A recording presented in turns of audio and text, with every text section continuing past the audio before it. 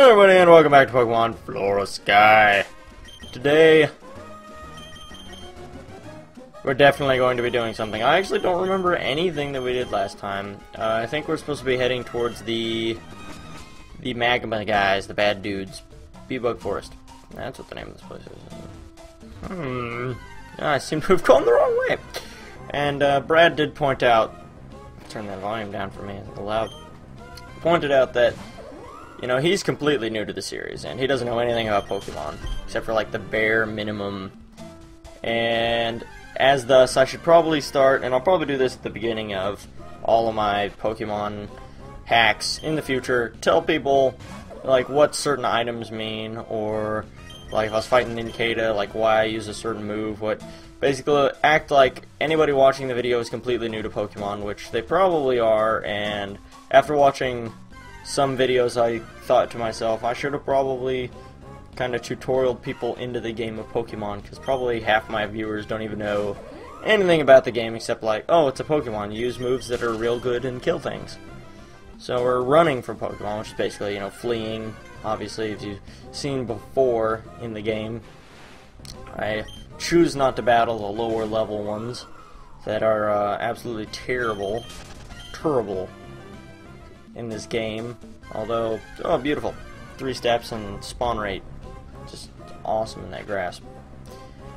Really glad that there's nothing I can train off of here that's really worth anything.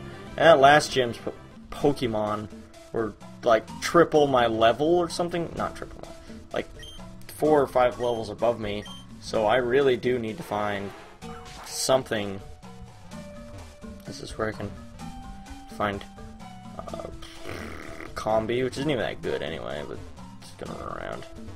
I don't know, I've never seen this sort of sweet scent in the air. So do I need honey or whatever?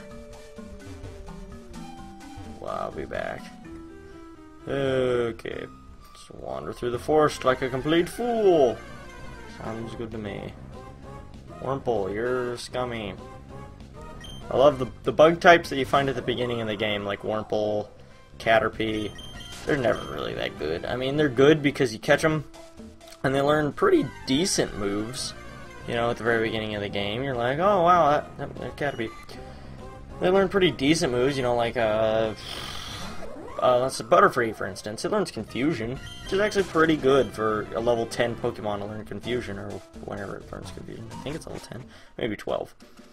But then when you get through the rest of the game, and people actually learn moves like that, Butterfree doesn't learn any moves past, like, Confusion, Sleep Powder, Stun Spore, like, the basic moves like that. So, you know, the bug Pokemon, they aren't that great in the end. I mean, they added some moves that made them a lot better, but they're still not, you know, the best choice. Like, if you had multiple choice. Anything in here yet? I'll be back. There'll be something there eventually. And when there is, I'll be there. Let's go through this one. I'd love to use Strength. Krokorok with your Nidorina Cry.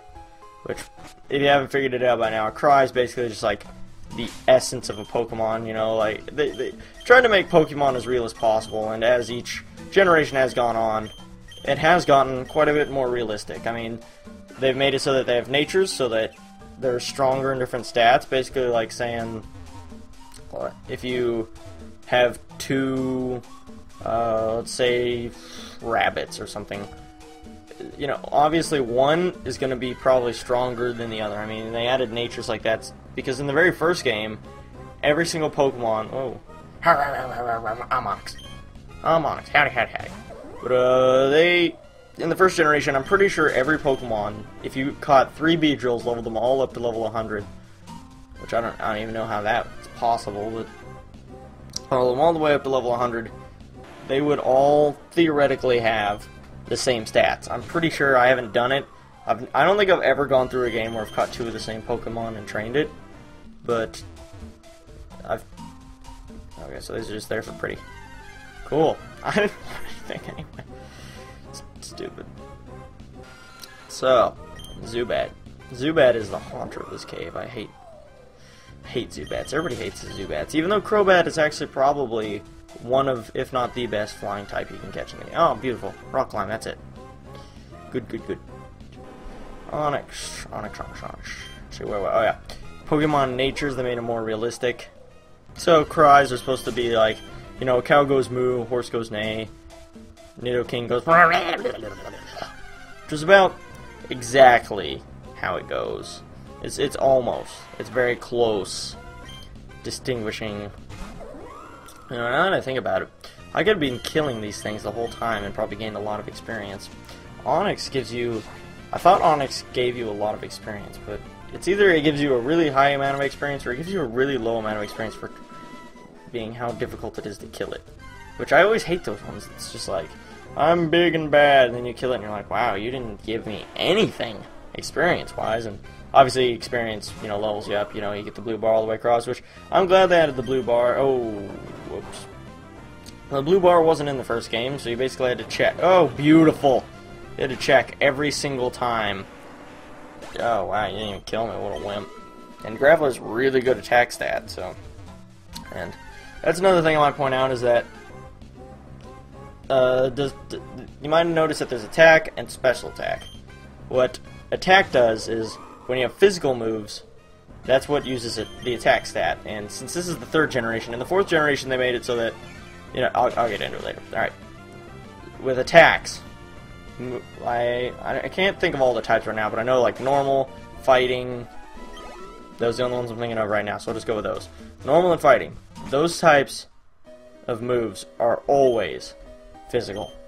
And fire type, aqua type, electric, those are always special. I mean, same with psychic. And rock is physical too, I bet. I bet that's a physical attacker. Gotcha. What is this thing? There's gotta be something to do with that. All you need is rock climb to get through here. Is that? Or is this just a pointless cave? Okay. Whatever. Oh, that's weird. Usually that arrow comes up when there's like a door that you can exit through. Like maybe if you don't know it's a door, then it's like, oh yeah, you can leave through this way. There's a door here. But not really sure what the deal is there. Maybe I can find some really rare Pokemon. Nope, okay. But back to the stats, you know, defense as thus blocks physical attacks, special defense blocks physical attacks, or special attacks, not physical attacks. They both block physical attacks. Physical attacks worthless. Now, you know, special defense blocks special attacks, and defense blocks attacks. Well, it helps block them. Lower the damage you take from them. So that means that you don't die as much, which is why Tumbleweed doesn't really die, is because it has quite a large stat in each defense, and it has quite a bit of HP, which is really helpful.